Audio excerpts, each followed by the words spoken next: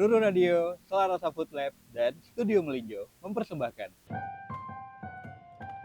Undang-undang petani untuk nongkrong di sini.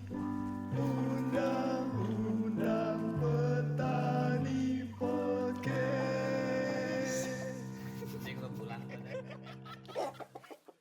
Jadi, Skoyers, Undang-Undang Petani ini kita akan mengundang teman-teman petani yang ada di Jagakarsa maupun yang ada di luar Jagakarsa. Kenapa di Jagakarsa? Karena secara studio, Ruru Radio itu berada di Jalan Durian nomor 30A Jagakarsa, tepatnya di Good School Ecosystem. Dan di episode perdana ini, gue nggak sendirian, gue udah ditemenin sama salah satu petani dari Jagakarsa, dan gue udah cukup kenal dekat lah sama sosok yang satu ini. Kita sambut saja, namanya Bang Ahmad Fahrizal. Selamat malam Bang Ijal ya. Malam Bang Juli. Malam Bang Ijal. Gimana kabarnya hari ini Bang Ijal? Alhamdulillah sehat. Iya, jadi gue terima kasih banget nih Bang Ijal udah nyempetin hadir dan waktunya buat ngisi program siaran perdananya Undang-Undang Petani nih Bang Ijal. Dan gue pengen banget Bang Ijal nih cerita nih sama Skoyers dan kita semua gitu ya. Apa sih yang dilakukan oleh seorang Bang Ijal? Silakan Bang Ijal. Sebelumnya saya mau kenalin diri dulu ya. Boleh banget. Tadi udah Bang Juli kenalin Bang Rijal. Teman-teman, halo teman-teman Skoyer. Nama saya Ahmad Fahrizal. Lebih akrabnya dipanggil Rijal. Profesi saya sebagai petani di Jagakarsa sudah sejak 2012 lalu. Basic saya memang Bang akademisi pertanian. Oke. Dulunya sekolah di pertanian, SMK-nya pertanian, kuliahnya di pertanian. Oke. Dan sejak dulu memang orang tua saya juga basicnya memang petani. Di Jagakarsa nih? Di Jagakarsa. Saya anak asli Jagakarsa. Saya pengen membuktikan bahwa Jagakarsa atau Jakarta masih punya petani. Dan memang usaha tani itu nggak kalah gengsinya dibanding usaha-usaha yang lainnya. Dan punya branding gitu. Nah, dari situ saya bertekad untuk menjadi petani, dimulai dengan saya berhenti menjadi aparatur sipil negara. Oh, jadi sebelumnya pernah kerja formal gitu Bang? Pernah. Dulu saya pernah menjadi penyuluh pertanian juga. Oke. Di Jakarta Utara. Saya berhenti Di tahun berapa tuh? di tahun 2011, Pak. 2011 nih masuk di kerja pemerintah nih jatuhnya? Ya, Oke. dari semenjak saya lulus itu saya langsung jadi honorer Pemda di 2007 sampai 2011 saya berhenti di CPNS waktu itu. Nah, di 2012 saya banting setir menjadi petani. Kenapa Bang Ijal? Karena melihat suatu peluang gitu. Peluang di Jakarta itu pasarnya banyak, tapi barangnya terbatas. Oke. Dan masih mengharapkan supply dari luar Jakarta. Oke. Itu. Nah, jadi Skoyers sedikit informasi nih bahwa di Jagakarsa setelah teman-teman Selarasa melakukan kenalan gitu ya sama tetangga yang ada di Jagakarsa tuh banyak banget petani yang ada di Jagakarsa dan salah satu itu ada Bang Ijal ini. Nah, jadi gue tuh pengen gini Bang Ijal, kayak misalnya teman-teman Skoyer biar bisa ngasih info gitu ya. Emang ada alasan apa sih kalau di Jagakarsa tuh kenapa banyak petani gitu, Bang Ijal? Iya. Dan apakah memang dia dari dulunya seperti itu? Mungkin Bang Ijal bisa ceritain nih buat para Skoyer. Iya. Jagakarsa sama seperti Jakarta pada yang tempat lainnya ya. Memang dari dulu memang basicnya juga petani banyaknya. Kemudian karena tergusur zaman, tinggal di Jagakarsa adalah paru-paru Jakarta. Oke. Karena yang masih airnya masih bagus, hutan kotanya masih banyak, kemudian masih rimbun dan masih segar, oksigen banyak, itu di Jagakarsa. Oke. Generasi terakhir untuk paru-paru kota Jakarta itu hampir dibilang itu adanya di Jagakarsa. Oke. Kalau kita nih anak Jakarta nggak sadar akan hal itu, ya bagaimana nasib kita ke depan?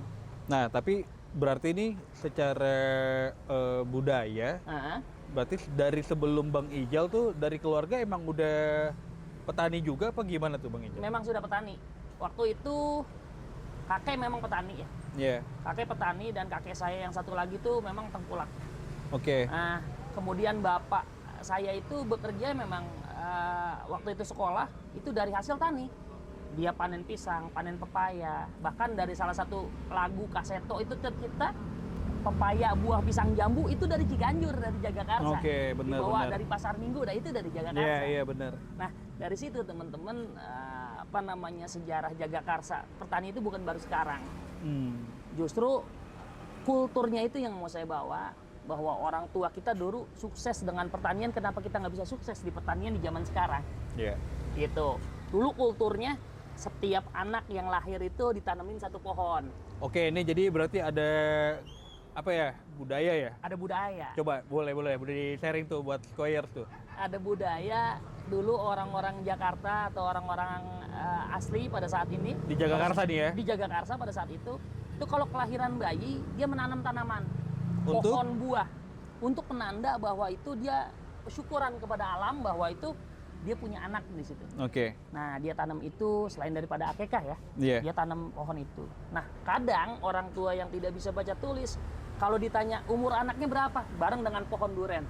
Bareng dengan Oh, pohon jadi nangka. nandain usia si anak tuh dari usia si pohonnya juga gitu maksudnya. Nandain. Tapi ternyata setelah dikaji lebih dalam teman-teman bahwa penanaman pohon pada saat anak lahir itu mengajarkan kita investasi sebetulnya. Nah, maksudnya gimana tuh? Nah, nanti sejalan dengan pertumbuhan si anak, pohon buah itu berbuah, Oke. buahnya bisa dibuat biaya sekolah si anak itu. Oke. Sampai dengan dia besar.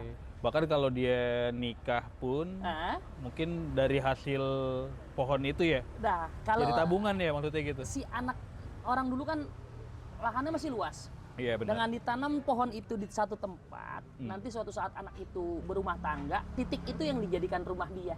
Oke.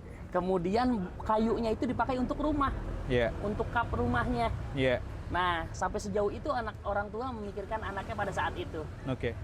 Nah, Mengajarkan kita gue investasi. tuh penasaran nih, Iya. Bang Ijal, dari kita udah kenal beberapa tahun ini kan. Tapi gue tuh selalu penasaran, kenapa tuh lo memutuskan cabut dari pemerintah untuk jadi petani, Iya. ya kan? Terus kayak apa tantangan terbesar lo tuh? Karena kan gue pikir kan lo udah settle nih ya, kayak kerja tiap hari, ada Betul. jaminan pemasukan gitu. Betul. Terus lo kayak nekat gitu untuk nekat atau ada rencana kayak gimana tuh? Mungkin bisa di sharing tuh Bang Ijal. Iya, sebetulnya sih keputusan itu sangat sulit pada saat itu. Orang tua juga menyayangkan kenapa harus putus hubungan dengan CPNS itu, kemudian lari ke pertanian yang memang tidak menjanjikan untuk sebagian orang Oke. dianggapnya. Tapi saya punya keyakinan satu, saya bawa kultur dan saya bawa peluang ekonomi. Iya. Ketika saya bawa kultur, orang tua dulu hidup dengan pertanian dan bisa membesarkan anaknya hingga Oke. besar gitu, Iya. dan banyak anaknya lagi. Nah, sekarang kok kita nggak bisa sukses di pertanian. Iya. Yang kedua, lihat peluangnya. Sebagian besar anak-anak muda nggak ada yang tekunin di bidang pertanian.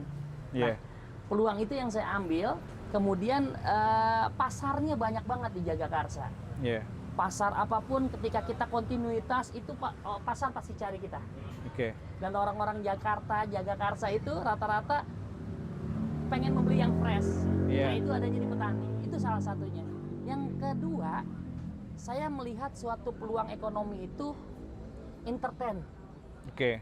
Entertain Gimana itu. tuh maksudnya tuh kalau entertain tuh? Iya, saya lihat sekarang ini banyak teman-teman konten, kemudian teman-teman artis itu pada cari dunia pertanian untuk meng-up teman-temannya kontennya biar bagus. Oke.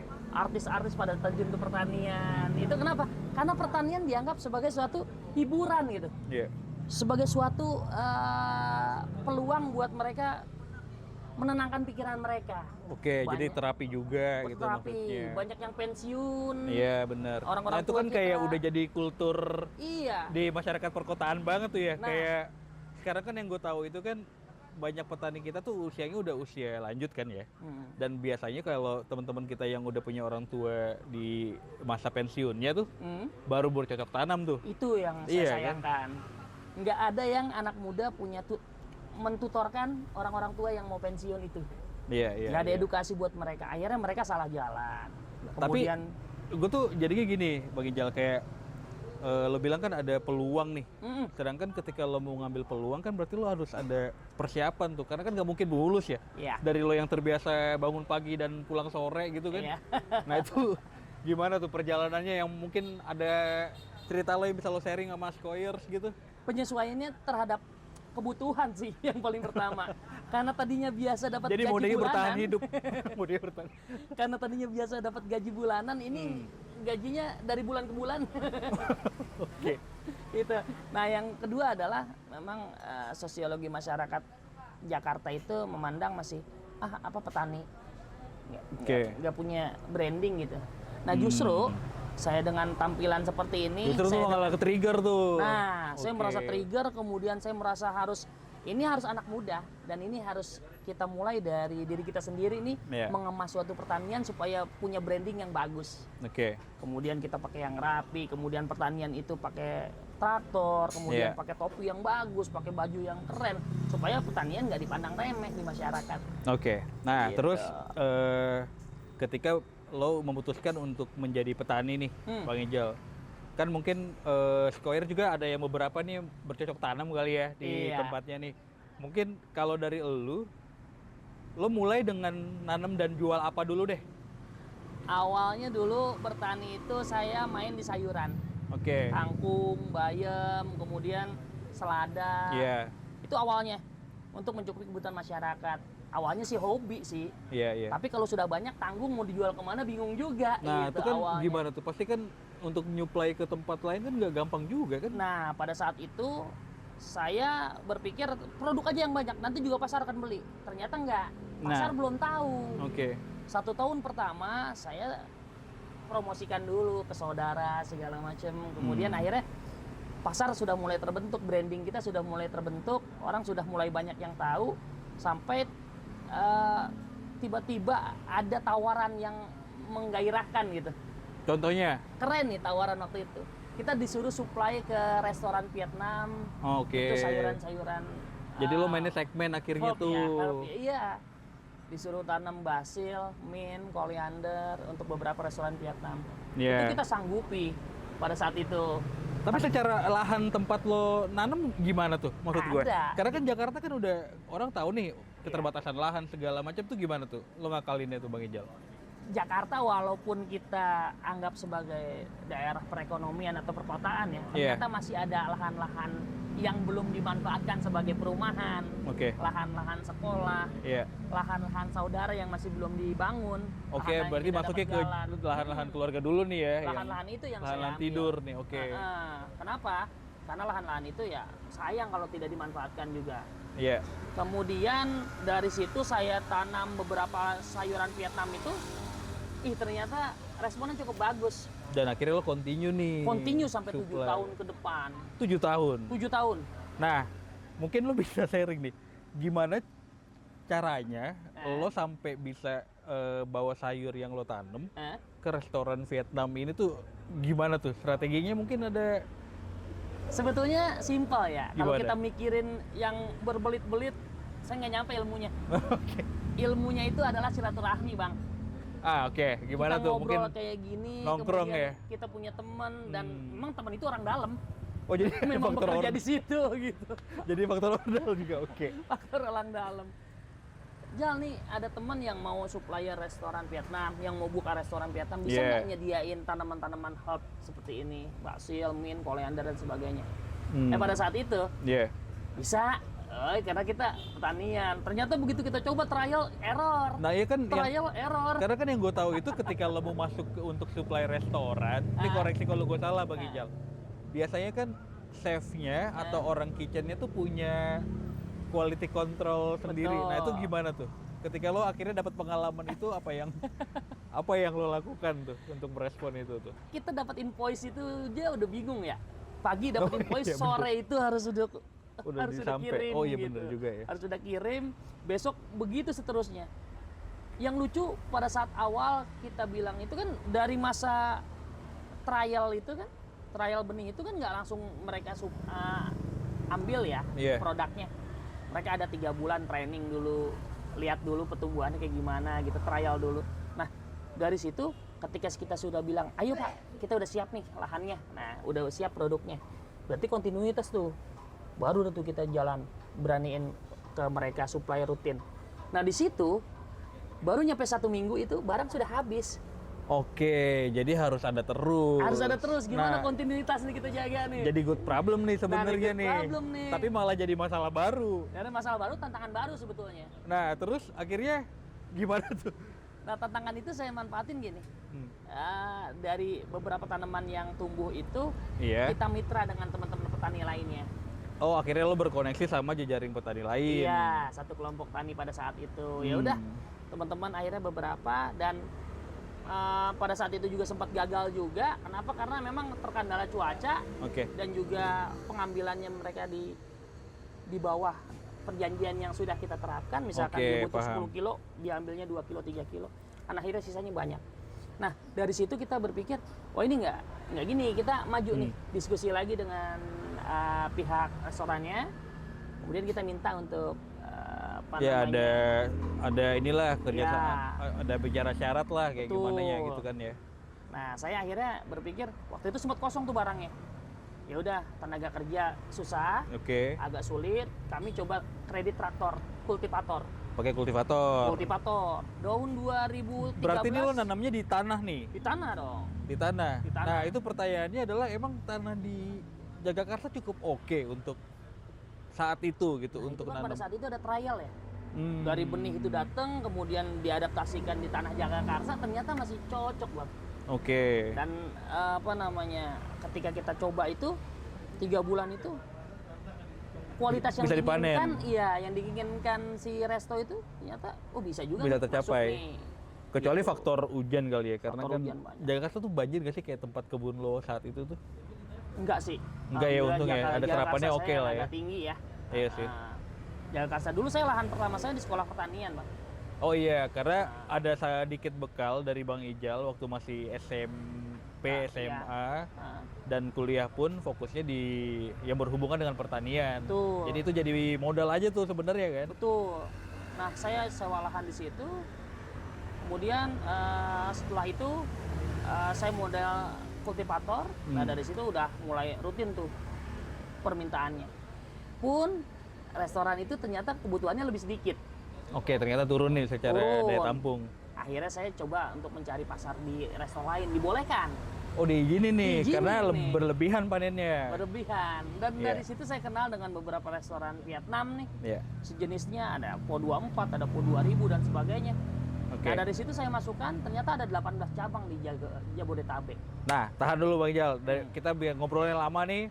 Skoyer, gue pengen pesan gorengan dulu buat temen kita ngobrol. Ini ada abang gorengan kebetulan lewat di Jalan Durian nomor 30A. Terima kasih banget. Ini udah dibawain gorengan.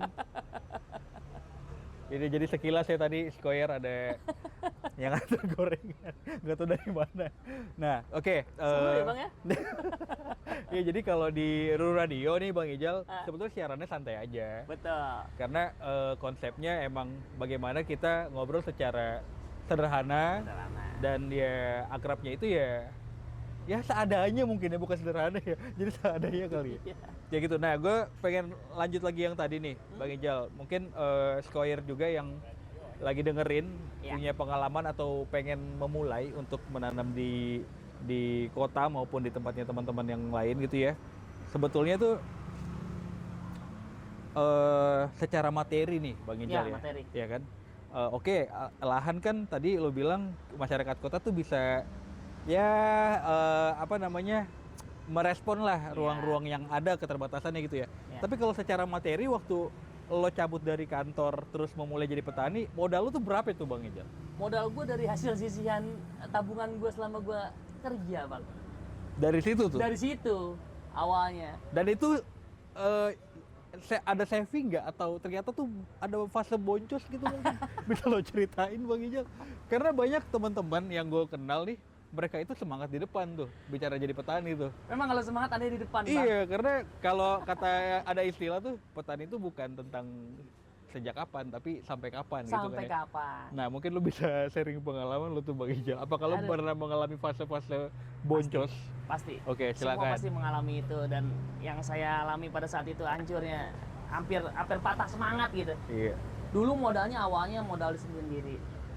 Karena saya pikir waktu itu saya jadi akademisi pertanian, modal pengetahuan aja udah cukup nih. Iya. GR pede nih, kemudian Iya. jadi penyuluh pede nih, wah kita punya ini. Basic orang tua juga apa namanya keturunan petani nih pede nih. Iya. Tapi tetap Bang, kita butuh modal. Nah, ketika kita punya modal sedikit kita pertaruhkan di pertanian, ternyata salah. Salah itu nggak? Salah hitungan nih. Jebot nih, jeblok. Habis di situ. Nggak, menurut gue kan lo bilang tadi pagi tuh apa namanya faktur turun. Iya. Nah itu gimana tuh gue? Itu sebelum faktur ya, sebelum masuk ke reson PH Iya, iya, iya. jebot, kemudian habis dan sampai keluarga itu berpikir lu cari kerja di tempat lain deh. Ya kayaknya udah deh berhenti deh. Yang penting dapur ngebul nih gitu. Iya, Gimana udah. caranya? Kan nggak mungkin makan kangkung setiap hari kan gitu. Iya juga ya. Akhirnya orang Karena tua, daripada kebuang, iya, ya menu di rumah juga jadi bosen kan karena iya. sayur mulu kan jatuhnya. Ternyata bapak di situ punya konsep Bang. Nah. Sisa-sisa dia punya pengalaman di masa kecil dia sebagai petani otodidak dengan diajarkan sama orang tua. Oke. Dia mengajarkan saya satu konsep bahwa petani itu bertahan itu dengan pangan sebetulnya, bukan dengan rupiah. Jadi di pinggir-pinggirnya itu kita tanam pisang, Pak. Oke, buah nih. Buah nih. Iya. Karena apa? Ketika kita tanam, konsep dia cuma sederhana. Kita tanam 1 hari 1. 30 Iya. hari kan berarti 30 pohon. Iya. Itu kita tanam nanti 30 hari, 3 bulan, 4 bulan kemudian atau 6 bulan kemudian itu pohon pisang berbuah. Itu satu tandan bisa 100.000, Bang. Itu terrotasi maksudnya. Rotasi itu tabungan, Bang. Petani itu hidup dari tabungan, investasi yang kayak gitu. Padahal tuh sederhana aja tuh. Sederhana banget. idenya. Kemudian yang kedua dia ngajarin saya tanam yang 1 kali tanam, panennya berkali-kali. Contohnya. Contohnya cabai. Oke, karena Contohnya ada buah. Iya, ada 4-5 kali fase. Nah, Oke. jangan tanam kangkung, jangan tanam Sekali panen bayam cabai, sekali oke. habis ngolah Bener. lagi. Betul. Maculnya capek ya. Oke. Gitu, sebelum punya traktor nih. Jadi bicara efektivitas nih. Efektivitas. Oke. Nah, dari situ saya belajar, oh iya ternyata efisiensi petani butuh. Hmm. Petani juga harus punya tabungan Oke. atau punya investasi. Nah, dari situ. Nah, tunggu dulu Bang Ijal. Ini kita ada gorengan nih. Tapi kan seret ya. Iya. Nggak ada minumannya ya. Ini gimana sih? Coba minumannya mana nih? Silakan Pak Ade. Iya nggak apa-apa. Nggak apa-apa. Nah, terima kasih. Terima kasih.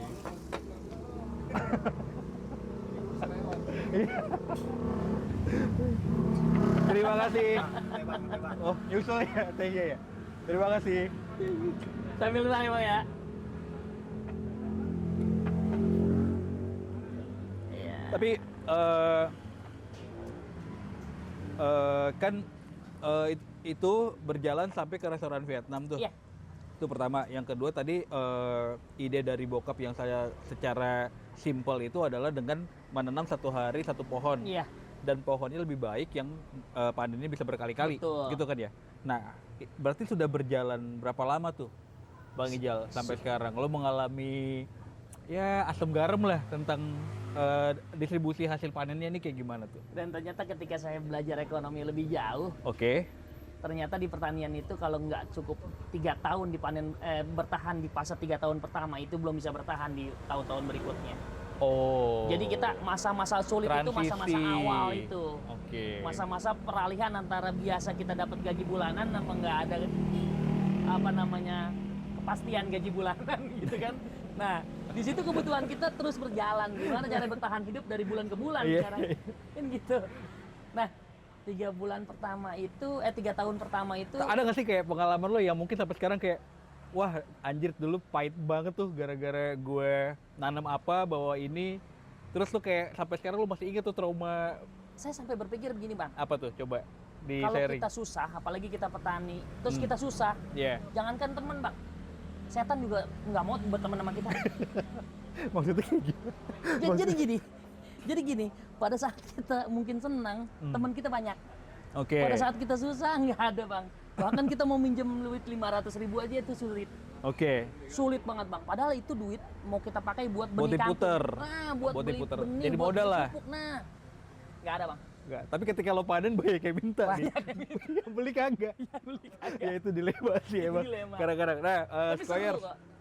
jadi supaya sedikit informasi nih Skoyers, kalau Bang Ijal ini sekarang itu adalah duta petani milenial. Jadi sebuah program dari Kementerian Pertanian yang ada di Indonesia ya. Iya, Indonesia. Dan gak nyangka loh ternyata Duta Petani Milenial itu ada di Jagakarsa. Nah, mungkin Bang Ijal bisa ceritain nih sama Skoyer tentang apa sih Duta Petani Milenial itu, Bang Ijal? Jadi dari terpaan yang saya amati, dari saya alami selama saya menjadi petani dari 2012 gitu ya, 2011 Bang. Iya. Itu saya 2019 kemarin itu gabung tuh di Duta Petani Milenial, kemudian ada undangan. Awalnya nih lo daftar apa lo tahu apa dikasih tahu orang apa gimana tuh? Awalnya undangan Bang. Undangan nih. Awalnya undangan tahun 2020 itu undangan tuh. Kita ketemu dengan teman-teman. Dari undangan begitu kita sering ketemu teman-teman. Oh ternyata ada ya petani-petani di daerah-daerah. Oke. Kita kan minoritas di sini. Agak sedikit. Justru di Jagakarsa petani itu minoritas ya? Anak mudanya. Anak mudanya. Anak Oh mudanya. iya benar. Kalau orang tuanya masih ada. Oke. Nah setelah saya temuin, oh kita punya nilai lebih nih. Kita punya pasar. Iya. Kemudian kita juga aksesnya gampang. Benar. Kementerian Pertanian deket. Kenapa kita kayak Tetap jadi gajah di tamu. depan mata tapi nggak kelihatan? Oke, gitu. benar juga sih. Semut di Papua kelihatan Bang. Oh iya benar. Gitu. Benar. Nah itu kita membuat gimana cara branding kita biar supaya terlihat. Enak juga nih kayaknya. Kayaknya enak juga nih jadi branding ini petani. Ikut ah gitu. Kemudian ada kompetisi lagi Young Ambassador. Alhamdulillah ini masuk nih kompetisi nih. Oh ikut kompetisinya nih. Ikut kompetisinya. Jadi si Duta Petani Milenial tuh kompetisi sebenarnya? Bukan, Atau- bukan awalnya komunitas. Oh awal komunitas. Kemudian menjadi kompetisi itu di Young Ambassador karena memang ada program kementerian yang menghimpun teman-teman. Bukan kompetisi sebetulnya, paparan tentang pertanian di daerah lo gimana. Oh gitu. tentang praktik petani masing-masing di daerah gitu ya? Iya. Termasuk apa yang lo lakukan selama ini? Nah ini kesempatan saya Bang. Oke. Kesempatan saya menunjukkan bahwa pertanian di Jagakarsa itu masih ada. Di Oke. Jakarta Selatan masih ada. Jangan sampai nih yang gajah di pelupuk mata ini nggak kelihatan karena terlalu dekat mungkin Benar. ya. Iya benar. Gitu. Gajahnya coba kita mundur sedikit biar gajahnya kelihatan gitu. Iya, Nah, iya. dari situ saya kompetisi Bang. Awalnya saya ogah-ogahan sih sebetulnya. Kemudian Kenapa ogah-ogahan? ya karena saya udah punya pasar nih. Oh, udah iya sibuk sih. dengan mainan saya. Benar. Gitu. Benar. Karena lo udah bukan lagi kayak pengen coba-coba jadi petani, lo Gua udah coba-coba. udah jadi petani masalahnya Udah nih. jadi petani, udah disibukkan dengan supply Oke. segala macam. Nah, ketika diajak kompetisi, kita awalnya nanti kalau saya ikut usaha tani saya terbengkalai nih. Sempat berpikir begitu. Saya curhat dengan orang tua saya yang memang mendampingi saya sebagai petani. Nah, di situ saya dapat nasihat yang bagus lagi nih dari orang tua, dari bapak waktu itu. Jangan sombong, Oke. Bang, gitu. Kita kompetisi aja belum lulus udah takut usaha kita terganggu gitu kan. Oke. Akhirnya saya ikut. Oh iya juga ya. Ya udah kita ikut kompetisi. Alhamdulillah lolos. Jadi maksudnya bokap tuh ngingetin supaya lo nggak ke-distract nih. Nggak distract. Coba aja dulu gitu Coba maksudnya. aja dulu, ikutin dulu. Nanti punya selak kita bisa bergeraknya. Dan ternyata teman-teman, saya perlu sampaikan bahwa pertanian Jakarta itu apa ya, punya nilai jual loh di teman-teman yang lainnya, punya bargaining gitu. Oke. Punya bargaining position. Kita tuh punya nilai lebih petani di Jakarta dibanding teman-teman di daerah. Kenapa tuh? Karena kita dekat dengan akses. Kita punya pasar, modalnya tuh dekat. Oke. Jual apa aja tuh laku. Ya. Konsumennya banyak. Kalau teman-teman di daerah enggak. Itu kesulitannya lebih Kita cuma berat ya? satu, kesulitannya di lahan yang kecil. Oh iya benar. Mereka lahannya luas, tapi pasarnya diakomodir oleh tengkulak. Mereka nggak bisa akses. Jadi maksudnya Bang Ijal tuh baik di kota maupun di desa pada akhirnya keterbatasan lahan juga gitu ya. Dan bonus demografi kita di Jakarta itu adalah orang-orang dari daerah yang ke Jakarta itu orang-orang luar biasa loh Bang. Oke. Nah investor dia Ya. gitu, dan dia akan pulang ke kampungnya membawa sejuta yang kenangan yang ada di Jakarta. Oke. Kalau kita nggak ngasih kenangan mereka tentang pertanian, mereka pulang juga mereka mau, oh saya punya kenalan dulu waktu saya di Jakarta. Begitu dia pensiun lari ke daerah, oh belinya sama ini aja di Jakarta kan gitu. Tapi tempat lo nanam nih Bang Ijal di Jagakarsa tuh mungkin bisa ngasih gambaran ke Squires ya. Lo harus mulai dengan satu praktek yang besar sekalian, atau lo tuh memulainya dari pot dulu atau polybag gitu atau gimana tuh Bang Ijal? Awalnya saya mulai dari hobi Bang, karena Secara ruang, secara prakteknya tuh lo pakai lahan teras rumah kah atau gimana tuh? Awalnya sempat pakai teras rumah. Oke. Kemudian waktu itu saya masih dualisme masih sekolah, memang udah sering praktek-praktek di halaman gitu ya. Oh iya, dari sekolah tuh udah praktek ya? Udah mulai praktek dong, Oke. gitu. Karena kan seneng gitu hobi. Hmm. Nah ketika dihadapkan pada suatu bisnis pertanian itu kan harus ada untung rugi, harus ada penghasilan dari situ. Ya. Nah dari situ ternyata yang tadi melalui sempat jatuh bangun, kemudian sempat susah, sempat udah mau bangkrut gitu. Dan akhirnya sempat saya waktu pada saat titik terendah, saya bekerja Oh iya benar. menjadi guru waktu itu. Jadi cari sambil kerja di mana lah gitu. Jadi sambil alternatif lo nekat, lo mau serius di petani, lo tetap cari alternatif untuk mensubsidi bertani lo ini kan? Tetap modalnya Oke. itu harus betul lancar. Gimana caranya dapur tetap Tetap ngumpul. makan harus jalan kan gitu. Ya. Nah itu keuntungan kita dibanding daerah. Kalau teman-teman daerah, ketika dia Dia punya taninya akses, gagal, bener. dia harus ke kota dulu. Iya, Dia lahannya. harus bawa panennya. Nah kalau kita enggak, Udah deket nih pasarnya sebenarnya. sambil kerja juga nyambi masih bisa pertanian di Jakarta. Iya sih. Gitu. Dan satu lagi bonus demografinya, ketika teman-teman menjelang hari raya, itu teman-teman daerah pulang kampung bang, yang ada di Jakarta. Oh iya, nggak ada tukang sayur nih. Kami yang di Jakarta Justru itu Nggak ada momentum. banyak resto-resto atau supermarket yang Berarti lo nggak sholat? sholat dong. Betul sholat juga. Habis Apalagi sholat. habis sholat jualan langsung. Fortune. Supermarket ya? Supermarket. Oke. Itu pas hari pertama sampai hari ke 14 2 minggu. 2 minggu itu ngambil kangkung itu dari saya itu sehari itu 400 ikat. Jadi lo bahkan sudah mengalami fase di mana lo nyuplai ke supermarket nih. Supermarket. Kenapa? Supermarket itu saya supply pada saat suppliernya pulang kampung. Oh iya, pada saat lebaran. Suppliernya pulang kampung. Momennya Bang. di situ ya. Itu Iya bonus juga. demografinya gue nggak pulang kampung bang. Karena supermarket nggak mungkin tutup nih. Iya saya anak Jakarta. Iya. Mau pulang kampung kemana? Iya juga ya. Gitu. Nah, Square, abis ini gue pengen ngasih tahu ke para Square semua, gue pengen minta Bang Ijal buat ceritain tentang sebuah buah asli dari Jagakarsa, yaitu alpukat Cipendak. Nah, bagaimana nanti ngobrolnya sama si Bang Ijal, jangan kemana, tetap di Ruru Radio. Halo, aku Vira dari kelompok tani hutan kumbang. Saat ini pohon lemon lokal kami sedang banyak banget yang berbuah di kebun. Lemon lokal ini dikenal memiliki kandungan vitamin C yang tinggi, sehingga sangat baik untuk meningkatkan imun tubuh. Oh iya, loka daunnya juga bisa banget tahu buat dibuat segar sama lemon ini.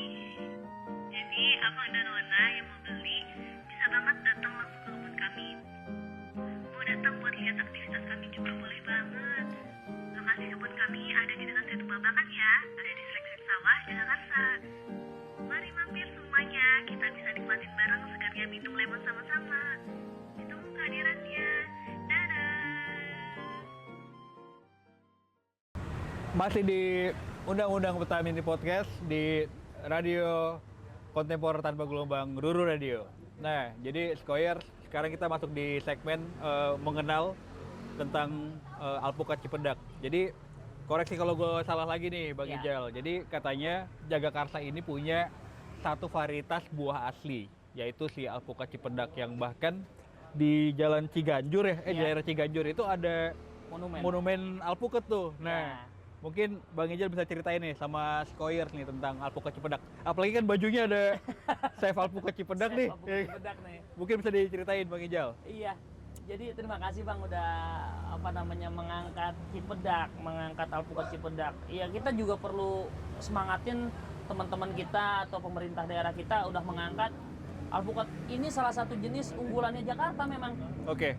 Ini memang hidupnya awalnya itu pohon induknya itu tumbuh di Jagakarsa, Oke. di Cipendak, di Kampung Cipendak sebetulnya. Kampung Cipendak. Oke. Kampung Cipendak. Nah, di situ ada orang tua kita yang membudidayakan awalnya.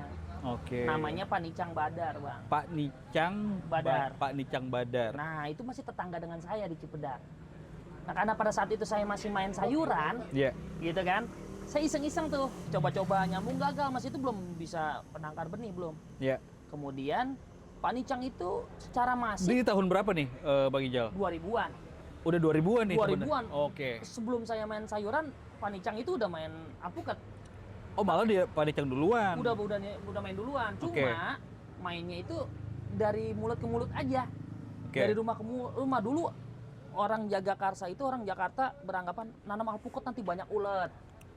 Nanam alpukat nanti ngerusak lantai. Iya. Nanam alpukat nanti kalau rubuh susah. Iya. Nggak bakal berbuah. Gitu Betul. kan. Nah itu semua patah.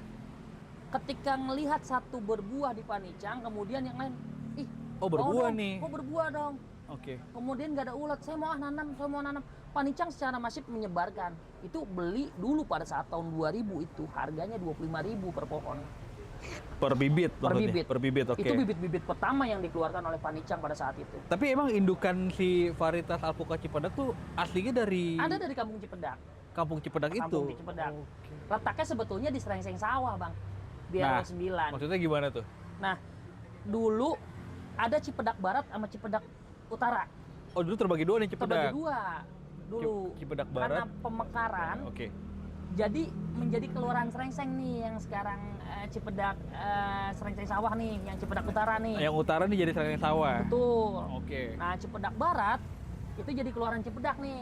Jadi kelurahan Cipedak? Iya, Oke. pemekaran. Ya. Nah, ditandainya dari ada Cipedak 1, Cipedak 2, Cipedak 3 kan ada gang itu Iya, ya. iya. Nah, dari situ. Sebetulnya kenapa sih disebut alpukat Cipedak? Cuma yang menamakan ini sebetulnya ada tokoh nih. Selain dari Panicang, ada tokoh yang menamakan alpukat Cipedak, Bang Jajuri. Alpukat Cipedak, apa tadi Bang Ijal? Alpukat Cipedak nih. Oke. Ada tokoh yang menamakan. Ada nama tokoh yang menamakan. Mm-mm. Namanya jadi alpukat Cipedak. Alpukat Dulu Cipedak. kan belum ada namanya nih. Oke, belum ada namanya nih. Pengen Tapi mengangkat- jadi tanda lokasi nih. Nah, pengen mengangkat nama kampung sebetulnya. Oh. Jadi bukan alpukat rasa nangka Cipedak, bukan. Karena takutnya orang mikir kalau alpukat Alpukat itu Cipedak tuh hasil persilangan, Persilangan gitu antara ya. nangka gitu. Oke, Bukan pada bukan. dasarnya. Nah Pada- itu gini, alpukat itu dari kampung Cipedak, Iya. makanya namanya alpukat Cipedak. Nama kampung itu dinamakan dari pohon nangka besar dulu sejarahnya. Dulu ada pohon nangka besar. Sehingga nama kampung itu dinamakan Kampung Cipedak. Oke, menarik Gitu. nih, Skoyer. Kemudian setelah bertahun-tahun tumbuh pohon induk, Ya, indukannya tumbuh ya pohon besar. induk alpukat Cipedak besar, dinamakan alpukat Cipedak. Alpukat Oh. tumbuh di Kampung Cipedak. Oke. Gitu. Nah dari situ saya yang memang asli anak Jakarta, yang memang akademisi pertanian, Anak Jagakarsa juga. anak Jagakarsa juga merasa prihatin nih. Di Karena- luar lebih iya. booming alpukat ini, Tapi di luar dikenalnya sebagai alpukat Miki. alpukat Miki. Nah, Padahal jadi alpukat Miki adalah alpukat Cipedak. Saya perlu mengedukasi bahwa itu asalnya dari kampung saya. Oke. Itu namanya alpukat Cipedak. Itu yang sertifikasinya. brandingnya alpukat mentega dan unggul kan ya kalau nggak salah ya. Dari tahun 2000 sampai tahun 2010, Iya. itu 2010 baru diajukan sertifikasi nama alpukat Cipedak. Sertifikasi varietas si alpukat Varietas. ini. Oke. Tapi lebih dikenal duluan di tahun 2005 dengan nama alpukat Miki. Nggak salah juga. Tapi kenapa orang-orang. bisa orang lebih tahu duluan namanya alpukat Miki nih Bang Ijal? Karena ada tokoh yang membawa nama ini. Oke. Dulu jadi tokohnya ada namanya Pak Yunus. Pak Yunus, oke. Pak Yunus di Depok itu menamakan alpukat Miki. Oh. Karena Pak Yunus dulu ambil bibitnya dari Cipedak, kemudian ditanam, kemudian berbuah. Buahnya diikut sertakan lomba buah unggulan nasional. Oke. Jadi Diliput sama media nih. didaftarkan dengan nama alpukat. Belum Oh, didapat. belum nih, belum. Baru sempat lomba, Ya. kemudian bingung namanya apa. Dulu kan belum ada nama. Belum ada. Oh ya, masih alpukat aja nih. Oke. Iya, masih Terus alpukat mentega aja kan. alpukat mentega, iya benar. Karena ini iklan sedikit. Kenapa sekarang banyak orang ini alpukat mentega bukan? Karena memang semua alpukat mentega, belum ada alpukat mesis kan? Gitu memang. Jadi Iya juga sih. sebutan mentega itu ketika pedagang buah menyebutkan alpukat legit, dagingnya kuning itu sebut mentega. Oke. Nah, ketika lomba ini bingung namanya. Nah, Pak Yunus ini tokoh dari Depok ini menamakan alpukat Miki dengan singkatan nama ayahnya dan ibunya, Oh, jadi Miki itu singkatan dari ayah ibunya. Miah dan Kinan. Miah dan Kinan. Jadi Miki. Jadi didaftarkan sebagai lomba bibit unggul tadi dengan nama alpukat Miki. Oke. Diliput nih, diliput dengan nama alpukat itu. Terus orang Cipedak tuh wah nggak bisa nih, ini dari Cipedak asalnya. Secara varietas wilayah Secara ini varietas wilayah dan ketuaan indukannya pohon induknya ada di Kampung Cipedak. Cipedak. Oke. Kemudian diajukan ke Kementerian Pertanian, lolos sertifikasi, kemudian disahkan dengan nama alpukat Cipedak tahun 2015. Berarti 10 tahun lalu akhirnya keluar nih. Ya, apa sih 10 tahun yang lalu udah dikenal sertifikasinya? Miki. Oke. Tapi keluarnya di sertifikasi tahun 2015, berarti Miki Cipedak kalah dulu ya, kalah dulu. Iya, kan? iya, iya. Jadi lebih tenar duluan Miki nih. Nah, Oke, makanya tadi lo tergerak untuk ya, mengedukasi ya. mengedukasi sama memberitahukan Ah, usaha-usaha nama asli dari alpukat ini adalah alpukat Cipedak. Nah, Gitu. Iya, itu benar. Dan alhamdulillah sekarang saya menjadi generasi kedua, Bang. Jatuhnya generasi kedua. Oh Generasi iya, bener. pertamanya Secara Pak, langsung lo pelestari nih.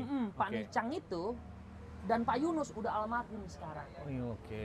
Mudahan amal ibadahnya diterima. Amin, amin. Saya malah nggak menyalahkan orang Depok yang namanya Pak Yunus itu, karena Iya. berkat beliau, jasa beliau, alpukat Malah ini naik kenal. nih. Oh iya, benar Nah, juga. Benar. Pak benar. Nicang kalau nggak ada beliau nggak kesebar nih. Oh, Dua-duanya iya sih. sama bermanfaatnya buat saya.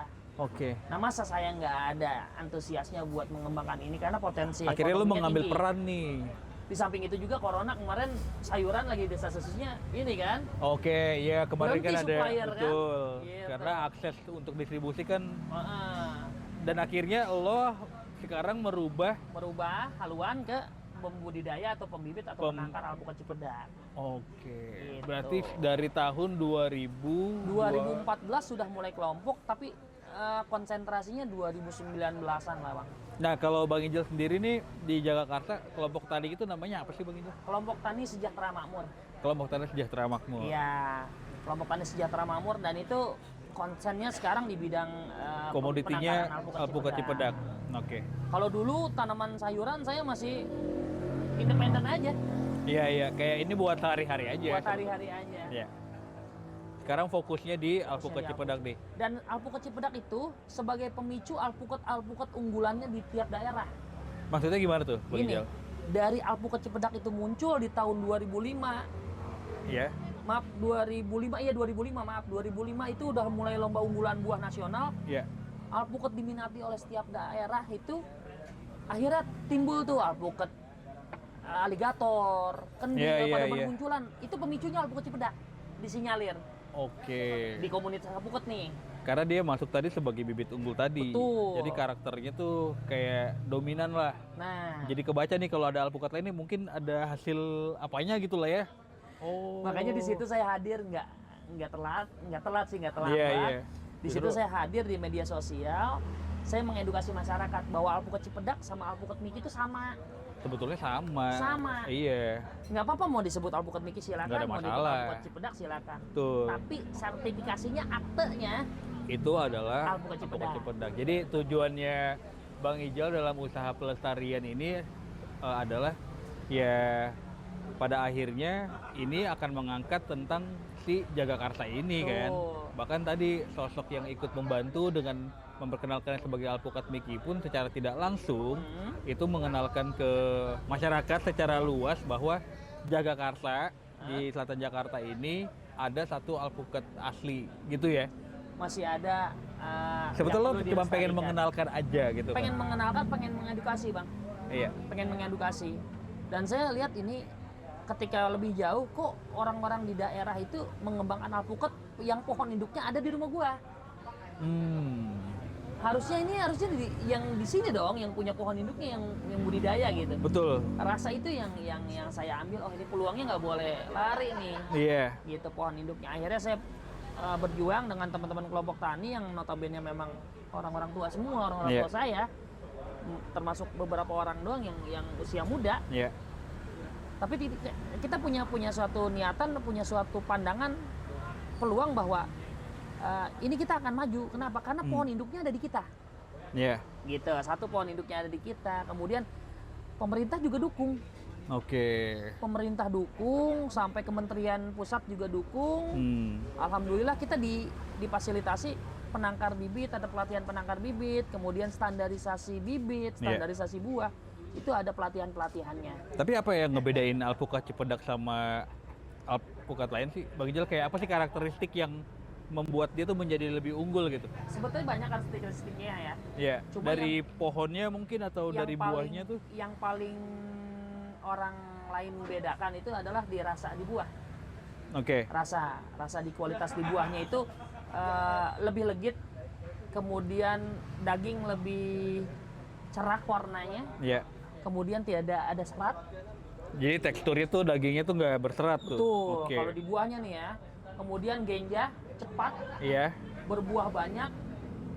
Kemudian Cepat itu maksudnya kalau misalnya gue nanam nih, ya, misalnya Skoyer penasaran ya, dia pengen nanam alpukat Cipedak, itu berapa lama sampai dia berbuah tuh? cepatnya tanaman buah rata-rata 3 tahun lah ya. 2-3 tahun. Oke, 3 tahun lah ya. Nggak pernah 1 tahun. Iya. Ataupun nggak 1 tahun, bibitnya udah usianya udah 2 tahun. Iya, iya, gitu, udah kira-kira. usia produktif tuh. Iya. Oke. Jadi cepat itu dalam artian bisa cepet lah gitu. Iya. Nah kemudian yang lebih hebat lagi dari alpukat ini adalah adaptif. Oke, dia Adaptasinya fleksibel nih. Ditanam di dataran rendah dia Maksudnya dia cocok. bandel nih, Di gitu ya. dataran tinggi dia cocok juga. Oh, oke. Ini salah Adaptif satu, ya. makanya alpukat ini disinyalir sebagai pemicu alpukat-alpukat unggulan dari daerah lain muncul. Hmm. Booming jadi branding alpukat. Wah nih kayaknya tren-tren budidaya alpukat lagi booming-boomingnya nih. Iya, Dari iya. pemicunya alpukat Cipedak. Tapi gue penasaran Bang Ijal, kayak misalnya dari satu pohon alpukat tuh, Ya. dia itu bisa ngasilin berapa banyak buah alpukat sih? Ada pernah ngukur gitu nggak sih Bang Yang Ijal? terakhir saya panen terakhir ini Iya, di tahun satu pohon ya? Ya, Satu pohon nih, oke. Di depan rumah memang rata-rata di Jagakarsa itu punya 1 sampai 2 pohon per rumah. Setiap rumah. Oh iya, ini waktu gue main ke daerah Cipedak tuh rata-rata tuh pohon alpukat semua tuh. Ya, satu rumah itu punya Oke. 1-2 pohon. Itu rata-rata buahnya 100 sampai 200 kilo per pohon. Satu pohon bisa sampai 200 kilo dan Ya. harga per kilonya adalah 35.000 sampai 50.000. 35.000 sampai 50.000. 30.000 dikali 100. Ya oke lah ya. Ya. Menjanjikan ya, sama sama kontrakan kan? Oh, iya. Tapi itu dia masa panennya itu per berapa? Kan biasa buah tuh musiman nih. Iya. Bagi Ijal, nah alpukat sendiri tuh dalam 1 tahun Nah, berapa kali panen tuh? kalau alpukat sebetulnya cuma 2 kali panen dalam 1 tahun. Oke. Cuma kalau kita pengen mendapatkan kualitas yang bagus, Iya. itu panennya nggak serempak. Maksudnya gimana tuh? Bang Ijal? Panennya itu 30%, karena nggak bareng ya. Oh, jadi nggak langsung dirontokin. Iya, nggak langsung diunduh semuanya, nggak Iya. langsung. Kalau alpukat itu beda dengan buah-buah lainnya, misalkan jambu air. Iya. Pada saat dia matang harus segera dipanen karena Semuanya, jatuh betul. ya. Durian Iya, harus panen harus. sekaligus. Kemudian lagi mangga harus panen sekaligus. Kalau alpukat 30%. Kemudian Oke. 1 bulan kemudian 30%. 1 bulan kemudian 30%. Iya. Jadi selama dalam 1 tahun itu 3 bulan atau 4 bulan itu kita bisa panen terus. Oh, jadi dirotasi juga Ya, rotasi panennya. juga. 35.000 sampai 50.000 per kilo. Nah, Skoyer tuh. Jadi siapa tahu ada yang lagi nanam sayur nih, bingung gitu ya.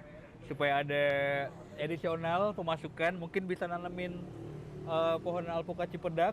Itu bisa cek-cek aja mungkin di akun Instagramnya Bang Ijal. Nanti akan kita tulis juga di bio. Silakan dicek nanti. Terus sebelum kita masuk ke segmen selanjutnya nih Bang Ijal. Di alpukat Cipedak sendiri sebagai lo pelestarinya nih, itu berjalannya udah berapa lama? Dan yang kedua, kan dia musiman nih. Terus bagaimana lo bisa mendapatkan income nih dari lo melakukan pelestarian alpukat Cipedak? Mungkin bisa di-sharing juga, Bang Iya. Ijal, silakan. Kalau pembibitan alpukat saya dari 2014 ya. Oke, yang tadi sambil nanam sayur kan? Oke, Sambil nanam terus? sayur udah mulai kolaborasi tuh dengan alpukat. Ya, Tapi konsen-konsennya dari tahun 2017 lah ya, mulai produk banyak Iya. kemudian gitu. Apalagi corona kemarin, pada saat corona semua lagi sektor-sektor Iya, lain lagi pada hancur. lagi drop semua. Pertanian lagi meningkat-meningkatnya. Bahkan orang banyak yang jenuh nanam di rumah, kemudian Zoom dan sebagainya pengen. Oh iya, benar-benar. Ya, pada saat itu saya malah membuka edukasi buat masyarakat, tapi nggak boleh banyak orang dibatasi gitu. Jadi lo bikin kelas nih. Bikin kelas waktu itu. Oh, oke. Bikin kelas, ibu-ibu, kemudian anak-anak kampus pada nyambung tiap Sabtu tuh. Iya. 10 sampai 20 orang saya batasin. Karena kalau banyak nanti digerebek RT kan repot corona. Iya. Pada saat itu, nah ternyata efektif juga ya. Banyak masyarakat yang Tertarik. Dan corona membuka mata kita. Ternyata pertanian itu masih dibutuhkan. Iya, ternyata ya tadi lo Membuat- butuh makan Iya, pada lu butuh akhirnya. makan. Dan butuh healing. Oh iya, karena buat sebagai ini ya terapi ketika Jati hijau daun, Iya. oksigen itu healing, Bang. Iya. Ya, penyembuh paling utama itu mental kita gitu. Nah dari situ saya udah jalan sekitar ya dari 2014 ke 2024 10 tahunan lah ya Iya. gitu. Nah kalau untuk Ketika nggak ada panen, ketika nggak ada panen nih, saya sebetulnya awalnya bukan tertarik di usia pembuahan atau buah. Oke. Buah cuma sampingan aja. Karena adanya di depan rumah. buah bonus lah ya maksudnya. Bonus buat kita. Jadi usaha saya sebetulnya pembibitan alpukat. Jadi sekarang nih difokusin ke pembibitan. Bibit alpukat. Saya dari yang usahanya cuma 1-2 pohon, Iya. kemudian di mendekati corona itu 100-200 pohon, bahkan Iya. sekarang udah ribuan pohon per bulan. Satu pohonnya, satu bibitnya harganya Saya jual 50.000. 50.000. 50.000. Dan biasanya kalau orang beli tuh nggak mungkin satu dong, Bang Ijal. Gak mungkin satu. Minimal tuh berapa orang kalau beli bibit alpukat? Ini baru closing ada 200 pohon. Usianya udah 8 bulan. Nah, oke, Skoyers. Jadi silakan kalau pengen jadi reseller juga mungkin. Boleh, boleh. Tapi itu akan selalu ada aja ya yang beli ya. Apa gimana? Bang Ijal punya strategi tertentu kah atau Iya, tadi kan kita sudah bicara di tahap awal ya, awal ya. Itu bahwa pekebun-pekebun itu rata-rata dari kalangan pensiun, Oh iya benar. kemudian dari kalangan bisnis yang sudah uangnya tidak berseri, Mungkin bingung mau buat apa, mau buat akhirnya apa? dia buat kebun kan gitu yang paling Iya. ini. Kebun, oke. Iya, yang ketiga itu kan ada apa namanya pemerintah daerah bagi-bagikan Oh, bibit. mendukung Nah, itu ya. Jadi saya bagi segmentasi pasar saya sebenarnya ada 5, Bang. Nah, gimana bibit. tuh? Di pembibitan itu segmentasi pasar saya ada 5. Banyak nih strateginya nih. jadi Jadi nggak- segmennya apa aja nih? Nggak bisa kita andelin satu, kita bibitin tanaman, kemudian kita bibitin sebanyak mungkin, kemudian kita duduk di pojok sambil berdoa orang datang. Nggak mungkin Oke, begitu. nggak mungkin. Oke. Jadi saya bagi segmentasi pasar saya ada 5. Yang pertama pasar harian, di mana orang datang, tamu kita beli satu dari mulut ke mulut, belinya di mana di sini, saya layanin, Bang. Oke. Kemudian dari media sosial saya juga saya layanin 1-2, saya layanin. Kemudian yang kedua adalah pasar hobi. Pasar hobi, oke. Pasar hobi ini karakteristiknya orang yang mintanya macam-macam. Iya, dia cukup detail lah kalau Ah. nanya nih, oke. Mintanya itu misalkan pohon yang di pot udah berbuah, misalkan. Oh, maunya yang kayak gitu, tingginya berapa Misalkan gitu, usia pohon yang berapa. kakinya ada 3. Oke. Misalkan satu pohon ada 2-3 jenis. Oke. Nah, sifatnya inden. Pesan dulu. DP dulu. Segmen kedua nih. Nah, Oke. segmen kedua nih. Oke. Ini unik nih. Iya, Tapi juga kita harus sih. masuk komunitas juga. Oh iya. Iya, kita harus masuk Buka komunitas jaringan dong ya, untuk iya. menjangkau ini. Bener. Yang ketiga pasar Pemda. Pasar Pemda Nah, nih. pasar pemerintah daerah Nah, ini atau gimana nih? pemerintah pusat Pasar Pemda nih. itu punya anggaran, Bang. Biasanya untuk membagikan kepada masyarakat bibit. Nah, itu menyedot dari Menyerap hasil bibit hasil dari petani. kelompok petani. Apalagi tadi lo pertama Nah, dari dalam nih. Nah, Dan lo apalagi dari akhirnya dalam. Oke. Lo tahu akhirnya lo tahu nih ada segmen itulah gitu kan ya. tapi karakter di pasar Pemda ini kita harus melengkapi syarat-syarat, Bang, berkas-berkasnya. Oh. Harus ada sertifikasinya. Iya, haruslah. Harus ada labelnya. Supaya ada pertanggungjawaban kan ini. Iya. Iya, benar-benar. Bahwa ini sudah benar Direkomendasikan tempatnya dari oleh Pemda mana, juga. bisa diselidiki, bisa di Betul. tracing. Oke, itu ada syaratnya. Nah, itu saya terapin tuh. Nah, Pemda biasanya karakternya ngambilnya banyak, Bang. Iya. Ngambilnya langsung nggak mungkin 10 atau 100 nih. Tapi harganya harga binaan. Oh, beda. Oke. Harga edisional maksudnya, Additional. Skoyers. Iyalah, karena kan mereka melakukan pembinaan ke kita juga. Iya, iya. Kita ada win-win solution mereka. Iya. Nah, yang keempat adalah pasar pekebun. Oke. Pasar pekebun ini yang Kayak- kategorinya tadi ada orang pensiunan, Iya. bapak-bapak kita. Baik PT orang tua- maupun individu lah jatuhnya baik PT nih. maupun individu. Oke, betul. Kemudian pasar pekebun itu biasa CSR. Oh, jadi dia mengambil untuk pertanggungjawaban ke masyarakat. gitu ya? Betul, pekebun, masyarakat, atau misalkan teman-teman kita yang Chinese yang pengusahawan. Oke. Wah, itu banyak tuh Bang. Itu pasar pekebun tuh. Pasar pekebun namanya. Iya, itu kategori saya. Oh, oke. Itu segmennya dari lo yang Segmen namanya. saya sendiri yang Oke. namain, bukan dari mana-mana. Asik ya, ternyata ya bisa yang bikin segmen kelima, sendiri. yang kelima ini pasar edukasi. Pasar edukasi yang tadi tuh, yang lo bikin kelas. Saya bikin kelas. Hulu hilir cara menanam, Kemudian, budidaya. Betul. Oke. Kemudian ada juga anak-anak kampus yang mau pelatihan. Mau magang gitu ya. Itu biasanya mereka datang, kemudian mereka ilmunya mah gratis, tapi bahan tanamnya, bahan pelajarannya itu Pada yang mereka akhirnya lo beli starter nih. Iya Beli, dong. oh iya, beli bibit juga. bayar. Kan ya. kita juga pakai modal di situ kan. Iya sih. benar. Walaupun kita cuma tanah, ya tapi kan kita jualan tanah Pak, Betul. sasetan. Betul. Kan gitu. Nah besok nih kita akan mengedukasi teman-teman Smart School Bang. Oke. Hari Rabu itu besok ada. Kita Berapa murid tuh Bang? Biasanya kalau lo buka kelas edukasi tuh efektif itu maksimal berapa orang tuh? itu ada 15 orang. Efektifnya 15 orang. 15, 10 sampai 20 orang sih sebetulnya. 15 orang Hmm. besok. Itu ada teman-teman mau belajar dan ada program P5, Ya. pendidikan Pancasila waktu itu. Nah, saya mengedukasi masyarakat tentang keanekaragaman hayati di lingkungan sekitar gitu. Oke. Nah, Nah, Skoyers, mungkin dari teman-teman yang ada yang tertarik untuk tahu banyak tentang Alpukat Cipedak, pengen lebih dalam mengetahui itu, mungkin Bang Ijal bisa sharing sosial medianya Bang Ijal, atau mungkin ada channel YouTube-nya, silakan Bang Ijal. sebenarnya itu tadi kelima masih ada lanjutannya Bang. Oh, ada kelima ya, ada lagi nih?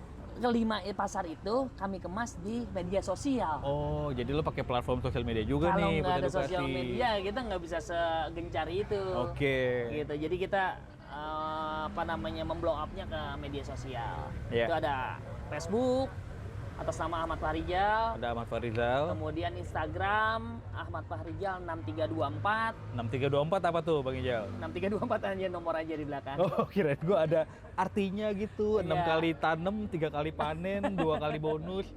Aku nggak tahu tuh. Nggak ada nih. Oke. Jadi ada Terus satu lagi Instagramnya Insinyur Tani TV.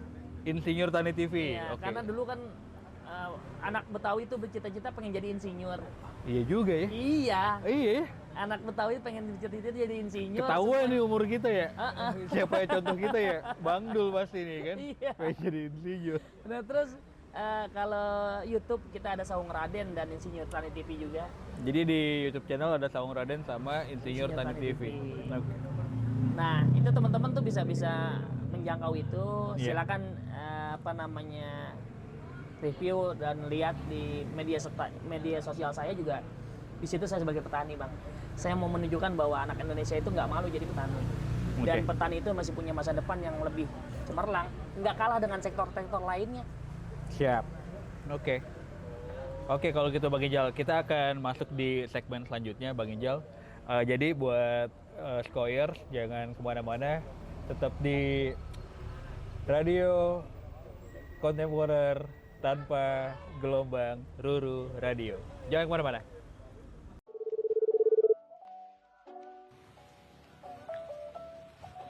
Halo. Halo, iya.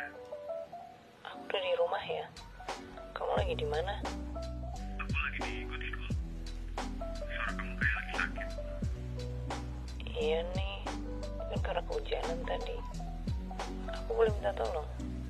Iya. Tolong beliin bir peletok di toko Selarasa. Aku biasa minum itu saat cuaca tak menentu seperti saat ini. Gak mau aku beliin obat aja di apotek. Gak usah, bir peletok aja. Bir peletok dari kelompok wanita tani Cipedak Lestari ini ampuh banget buat mencegah sakit. Biasanya cukup sebotol aku minum, badan aku bisa kembali fit dan segar lagi. Oke. Nanti aku beliin. Ya udah, nanti hati-hati ya kalau ke rumahnya. Sampai ketemu. Sampai ketemu. Masih di Radio Kontemporer tanpa gelombang Ruru Radio di Undang-Undang Petani Podcast. Skoyers, sekarang kita bakal masuk di sebuah segmen yang bernama rekomendasi. Jadi gue akan minta Bang Ijal untuk memberikan rekomendasinya tentang tempat makan pilihan dia yang ada di Jagakarsa. Dan apa menu utama dan menu pilihan lo, dan kenapa itu harus menjadi menu pilihan lo, Bang Ijal? Iya. Coba bisa di-sharing sama Skoyers nih yang mungkin lagi pengen main ke Jagakarsa gitu. Lo ada rekomendasi tempat makan nggak di sini? Sebenarnya kalau Jagakarsa Bang ya, Iya. banyak banget tempat makan recommended ya. Ya. Yang baik yang modern maupun yang menu masakannya aneh-aneh dan segala macamnya. Dan yang pengen gue sampaikan ke teman-teman media ini pada saat ini adalah menu masakan yang bercita rasa kultur, Bang. Oke. Udah jarang banget nih. Nah, itu kita temuin di Saung Raden. Kalau teman-teman mau mampir ke situ, itu adanya di Jalan Manggar 5, RT 10, RW 2, Cipedak, Jagakarsa, Jakarta Selatan. Yang punya Raden, Bang Raden Nah, namanya. Yang punya Bang Raden nih. Bang Raden yang punya, Iya, oke, Bang Raden benar. Jajang nih. Oh, Bang Raden Jajang yang punya. Nah, kebetulan di situ menu utamanya yang paling saya minati adalah pepes ikan mas. Kenapa tuh? Karena udah mulai langka ya. Menu-menu tradisional seperti itu di lidah anak muda. Anak muda harus coba lah. Karena sekarang taunya mungkin kayak ikan mas goreng dan bakar kali ya sampai sana. Pepes ikan mas sama bebek bakarnya juga keren juga di sana. Oke. Yang lebih menariknya di sana bukannya makanan ternyata Bang, Tapi kulturnya. maksudnya Ketika- kulturnya gimana tuh? Ketika kita makan ke sana itu adanya di dak rumah, Di atas rumah. teras rumah. di atas. Oke. Kemudian kita disuguhkan dengan pemandangan tarian-tarian tradisional. Ah, serius, Itu Bang Ijal? di ini di tembok-temboknya. Oh, jadi grafitinya. graffiti itu banyak Grafitinya. tarian-tarian Betawi. Betawi. Oke. Kemudian di situ disediain karaoke karena kita penjamuannya itu seperti kayak di Betawi banget gitu. Kayak di rumah juga sih Kayak di sebenarnya. rumah, jadi kita makan di rumah gitu. Nah ini keren. Nah ini coba nih. Nah, itu pengen mampir. kisaran harga makan di situ berapa? Bang Ijal, terjangkau kan pasti ya. Pokoknya nggak sampai jual tanah lah. Oke, demikian Skoyers di episode perdana dari Undang-Undang Petani ini bersama Bang Ijal. Iya. Semoga kita bakal ketemu lagi tentunya dengan petani yang akan kita undang. Siapakah dia? Mungkin nanti bisa ikutin aja di Instagramnya Ruru Radio, di Instagramnya Selarasa Food Lab. Dan juga program ini, Undang-Undang Podcast itu bisa kita lakukan karena didukung oleh Studio Melinjo. Saya Juli Berskema, pamit. Sampai jumpa di Undang-Undang Podcast selanjutnya. Dah. Terima kasih. Radio